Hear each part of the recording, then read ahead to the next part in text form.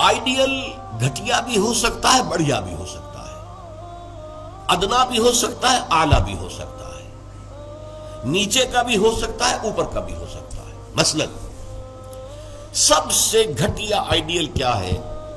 اپنی ذات، اپنا مفاد، اپنا علو۔ گویا کہ اس کا آئیڈیل اپنی ذات ہے، ذات کے لیے زیادہ سے زیادہ دولت، ذات کے لیے زیادہ سے زیادہ عزت، ذات کے لیے زیادہ سے زیادہ اقتدار، یہ حاصل کرنا، یہ بھی ایک مقصد ہے، یہ بھی ایک نصب العین ہے۔ یہ گویا کہ انسان اپنی شخصیت کے گرد گھوم رہا ہے، شخصیت کے گرد گھوم رہا ہے۔ نتیجہ کیا نکلے گا؟ یہ انسان کیا ہوگا؟ جھوٹا ہوگا، دغاباز ہوگا، دھوکہ دے گا، بائی ہک اور بائی کروک یہ چیزیں حاصل کرنے کی کوشش کرے گا۔ مقصد ہے دنیا میں سربلندی، جیسے کہ سورہ قصص کے آخر میں کہا گیا لا یریدون علوا فی الارض ولا فسادا، یہ زمین میں بلندی حاصل کرنا، اس سے تو فساد پیدا ہوتا ہے۔ وہ کیوں اونچا ہے، میں کیوں نہ اونچا ہو جاؤں؟ تو اپنی حریم ذات ہی کے گرد جو ہے وہ چکر لگا رہا ہے۔ تو ظاہر بات ہے کہ جو اس آئیڈیل پر ہے وہ اخلاقی اعتبار سے انتہائی گھٹیا ہوگا، اس لیے کہ قرآن کہتا ہے ان النفس لامارۃ بالسوء، نفس جو ہے وہ تو برائی ہی کا حکم دیتا ہے۔ دولت مطلوب بن گئی، مقصود بن گئی، تو بائی حق اور بائی کرک، بائی حلال اور بائی حرام، بائی جائز اور بائی ناجائز، اس لیے کہ مقصود ہے وہ۔ لہذا گھٹیا ترین آئیڈیل ہے انسان کا اپنا نفس، گھٹیا ترین، اور اس سے پست ترین اخلاق، رذائل اخلاق اس سے وجود میں آئیں گے۔ اس سے ذرا بلند تر سطح پر، جسے ہم کہتے ہیں قوم پرستی، وطن پرستی۔ If a person is a really nationalist person، اب نیشن، آج کل تو آپ کو معلوم ہے نیشن سٹیٹس کا تصور ہے، وطن بھی نیشن کی اور بنیاد پر بنتا ہے۔ تو نیشنلزم قوم پرست، پہلا آدمی کون تھا؟ خود پرست، وہ پرستش کر رہا تھا اپنی، خود پرست، سیلف سینٹرڈ، اس کا مطلوب و مقصود اپنی بلندی، اپنی دولت۔ لیکن یہاں اس سے ذرا بلندتر ہو گیا معاملہ، میں اپنی قوم کے لیے محنت کروں گا، قوم کی سربلندی کے لیے، قوم کی آزادی کے لیے، قوم کی عزت کو برقرار رکھنے کے لیے، اپنے وطن کے لیے کٹ بھروں گا، اپنے وطن کی آزادی کے لیے قربانیاں دوں گا۔ ایک بہتر کردار وجود میں آئے گا کہ نہیں؟ یہ شخص جو ہے اپنی قوم سے کبھی جھوٹ نہیں بولے گا، باقی دنیا سے بولے گا۔ آپ کو معلوم ہونا چاہیے ویسٹرن مورالٹی کیا ہے۔ اپنے ہاں وہ ایک بلی کے اوپر بھی ظلم ہوتا نہیں دیکھ سکتے، کسی کتے کے اوپر ظلم ہوتا نہیں دیکھ سکتے، لیکن دوسری قوموں کو ہلاک کرتے ہیں، اور وہ سمجھتے ہیں کہ ویپنز آف ماس ڈسٹرکشن ہمارا حق ہے، ہمارے پاس تو ہے، کسی اور کو نہیں ہم چیف کرنے دیں گے۔ یہ مورالٹی ان کی، وہ اپنی قوم کے لیے ہے، کوئی جھوٹ نہیں بولے گا، دھوکہ نہیں دے گا، غداری نہیں کرے گا، اپنی قوم، اپنے وطن سے سچے ہیں۔ لیکن اس کے باہر نہ ان کی محبت ہے، وہ اپنے ہاں تو کہیں گے لو دائی نیبر ایز دائی سیلف، لیکن بقیہ قوموں کے ساتھ ان سے بڑا ظالم کوئی نہیں، انٹرنیشنل لیول پر آ کر ان سے بڑا جھوٹا، ان سے زیادہ فریبی، ان سے زیادہ دغاباز، ان سے زیادہ دھوکے دینے والا کوئی نہیں۔ لیکن پھر بھی کم سے کم اس شخص سے تو بہتر ہوا جو شخص اپنی ذات ہی کے اوپر سینٹرڈ ہے، خود پرست ہے، نفس پرست ہے۔ اس سے یقیناً ایک بلند تر آئیڈیل ہے وطن پرستی، قوم پرستی۔ یہ قوم پرستی اگر ہے تو ایسا تو نہیں ہوگا کہ قوم کے لیے ہتھیار خریدنے گئے تھے تو زبردست رشوت لے کر گھٹیا ہتھیار خرید لیا، یہ نہیں کرے گا وہ کبھی۔ ہمارے ہاں یہ بھی ہوتا ہے، اس لیے کہ ہمارے ہاں قوم پرستی ہے ہی نہیں، وطن پرستی ہے ہی نہیں۔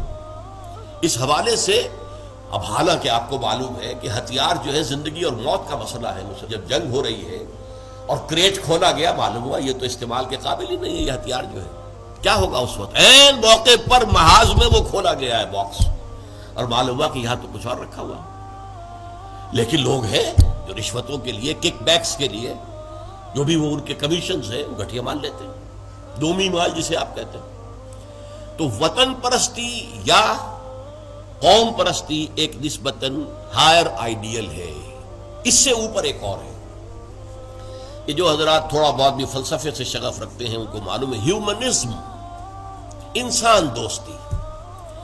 یہ جیسے ٹالسٹائے تھا، بہت بڑا ادیب تھا روس کا، وہ ہیومنزم کا قائل تھا، انسان سے دوستی ہونی چاہیے، انسان محبوب ہونا چاہیے، تمام انسان انسان سے محبت کریں، ہیومن بینگ ایز ہیومنس، چھوڑ دیں کہ وہ ہمارے ملک کا رہنے والا ہے یا نہیں، یہ ہیومن بینگ ہے، بھول جائے اس کو کہ وہ ہماری قوم سے اور نسل سے ہے یا نہیں، یہ ہیومن بینگ، ہیومنزم یہ ہائیسٹ فلسفی ہے۔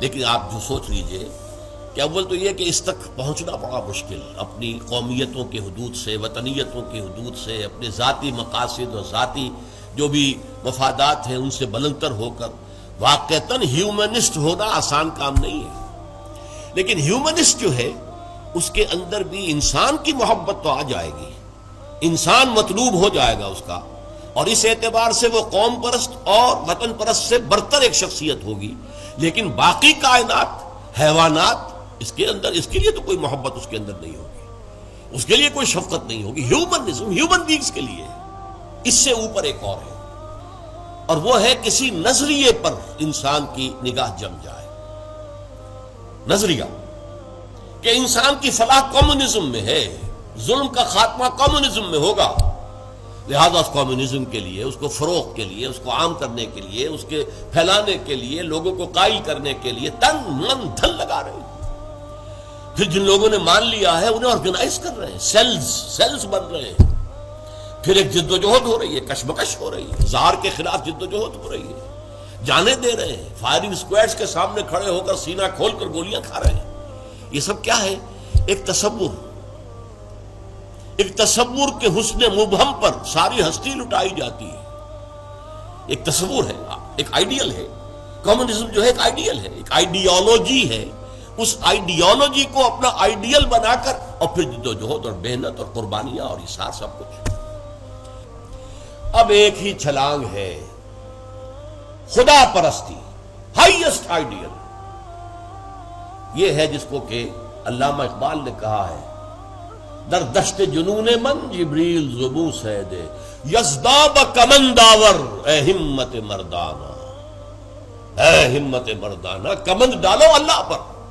یہ اصل میں تشبیہ سمجھیے، آپ ایک اونچی فصیل پہ چڑھنا چاہتے ہیں، کمند ہوتی تھی پچھلے زمانے میں، اب کمند کو پہلے پھینکنا پڑتا ہے، آپ کا زور بازو ہونا چاہیے نا، جب تو آپ پھینکے کہ اونچا جا کر لگ جائے وہاں پر، جتنی اونچی کمند ہوگی اتنا اونچا آپ چڑھ سکیں گے، اس سے آگے تو نہیں جا سکتے۔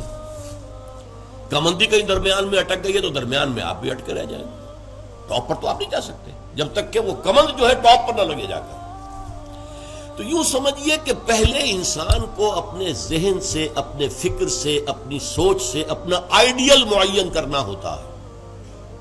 ہو از مائی آئیڈیل؟ میرا نفس؟ نو۔ میرا وطن، میری قوم؟ نو۔ Human beings? نو۔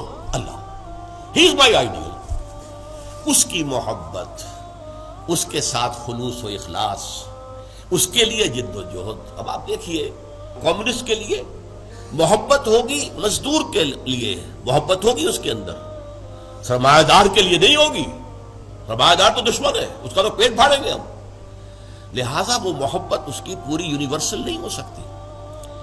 اللہ کو جس نے آئیڈیل بنا لیا، اللہ منزل ماں کبریاست، میری منزل، میرا آئیڈیل، میرا مقصود، میرا مطلوب، میرا محبوب حقیقی اللہ ہے، یہ ہے ہائیسٹ آئیڈیل۔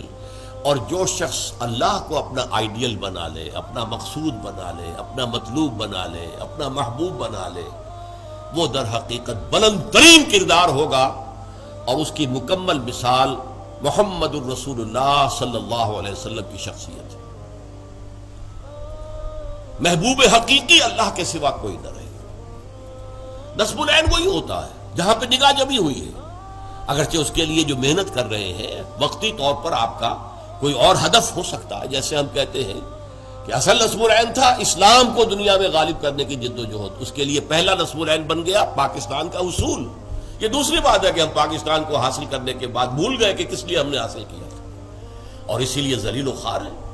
انڈیا کے مقابلے میں سر اٹھا کر کھڑے ہونا ہمارے لیے ممکن نہیں ہے، سوائے اس کے کہ ایٹمک ڈیٹرنٹ جو ہے اس کا سہارا لیا ہوا ہے، اور اگر خدا نہ خواستہ میرے نزدیک تو تقدیر مبرم میں امریکہ نے یہ آپ سے چھین کر رہنا ہے، پھر کیا رہ جائے گا کچھ؟ اس حوالے سے سمجھیے. اسی لیے علامہ اقبال نے دیکھیے کہ وطن کو بھی خدا قرار دیا ہے. وطن پرستی، نفس پرستی، وطن پرستی، قوم پرستی، انسانیت پرستی، نظریہ پرستی اور خدا پرستی، یہ ٹاپ پر ہے. منزل ماں کبریاست در دشت جنون من جبریل زبوں سیدے یزداب کمن داور، اے ہمت مردانہ اپنے کمند اتنی اونچی ڈالو کہ اللہ کی ذات پر جائے، پھر اللہ کی ذات، پھر اس کمند کے ذریعے سے سیر اللہ، تقرب اللہ، رفتہ رفتہ اللہ سے قریب تر ہوتے چلے جاؤ. جیسے کہ آپ کو معلوم ہے، اگرچہ وہ آیت سجدہ ہے، جا کر ایک سجدہ کر لیجئے گا، جو سورۃ العلق جو ہے وہ ختم ہوتی ہے فَاسْجُدْ وَاقْتَرِبْ، بس سجدہ کرو اور قریب ہو جاؤ. یہ سجدہ کرنا اللہ سے قرب کا ذریعہ ہے. وَاقْتَرِبْ، قریب ہو جاؤ. اس لیے حضور نے فرمایا ہے ان اقرب ما یکون العبد الی اللہ فی السجود، انسان جو اپنے رب سے قریب ترین ہوتا ہے وہ سجدے کی حالت میں ہوتا ہے. اپنی انا ختم کر دی، اپنی انا مٹی میں ملا دی، پیشانی اللہ کے سامنے خاک پر رکھ دی. بس یہ گویا کہ جو یہ انا ہی جو ہے ہماری، یہی تو ہے در حقیقت جو ہمارے درمیان اور اللہ کے درمیان حائل ہے. اس انانیت کا امکان ختم ہوا تو پھر اللہ کے ساتھ ہمارا بہت قرب ہے. یہ ہے ضعف الطالب والمطلوب. گھٹیا آدرش ہوگا تو گھٹیا ہی شخصیت وجود میں آئے گی، اگر اعلیٰ آدرش ہوگا تو بلندتر شخصیت وجود میں آئے گی. آدرش نصب العین، مقصود، مطلوب، محبوب حقیقی اپنا نفس بھی ہو سکتا ہے، اپنی ذات بھی ہو سکتا ہے. اپنے ہی حسن کا دیوانہ بنا پھرتا ہوں، اپنی ہی حریم ذات کا جو ہے طواف ہو رہا ہے، اس سے اوپر ہے ہی نہیں، نگاہ ہی نہیں. اس سے ذرا اوپر ہوئے وطن پرست، قوم پرست. اس سے ذرا اوپر ہوئے انسان پرست، انسان دوست. اس سے ذرا اوپر ہوئے ایک نظریہ، تصور، ایک تصور کے حسن مبہم پر کیسے ہستی لٹائی جاتی ہے، زندگی ترک آرزو کے بعد کیسے سانسوں میں ڈھالی جاتی ہے. ترک آرزو، یہ آرزو وہی ہے نصب العین. میں نے شروع میں کیا عرض کیا تھا، جس شخص کا کوئی نصب العین ہے ہی نہیں وہ تو حیوان ہے. کم سے کم وہ شخص بھی جس نے اپنے نفس کو اپنا نصب العین اور مطلوب بنایا وہ بھی انسان تو ہے، گھٹیا ہے، بہت گھٹیا انسان ہے، لیکن وہ حیوان نہیں ہے. جس شخص کا کوئی نصب العین ہے ہی نہیں وہ تو پیور انسٹنکٹس کی بنیاد پر زندہ ہے. قرآن مجید میں سورہ ملک میں کہا گیا ہے افمن یمشی مکبا علی وجہہ اہدی امن یمشی سویا علی صراط مستقیم. ایک شخص اوندے منہ اپنے پیٹ کے بل جو ہے گھسٹ رہا ہے، اسے کیا نظر آئے گا منزل کہاں ہے، جانا کدھر ہے. ہم اپنے بطن اور فرج کے تقاضوں کی بنیاد پر زندہ ہیں. انسٹنکٹس ہے، جو اینیمل انسٹنکٹس ہے، پیٹ کھانے کو مانگتا ہے، اور ہمارے اندر پروکریشن کے لیے، نسل کو بڑھانے کے لیے جنس کا، شہوت کا جذبہ رکھ دیا گیا، اسی کے لیے اندر زندگی لگا رکھے. اس میں بھی کوئی امنگ نہیں ہے، اس میں بھی کوئی اونچے اٹھنے کی خواہش نہیں ہے. بس میں کہا کرتا ہوں وہ زندگی نہیں گزارتے، زندگی انہیں گزارتی ہے، زندگی انہیں گزارتی ہے. لیکن یہ کہ وہ زندگی گزارنا وہ تو یہ ہے کہ آپ کا کوئی نہ کوئی نصب العین، کوئی آئیڈیل، کوئی ہائر جو آپ کا ایک مقصود و مطلوب ہو. دین کی بات پھیلانا صدقہ جاریہ ہے. ثواب کی نیت سے ویڈیو کو شیئر ضرور کیجیے. جزاک اللہ.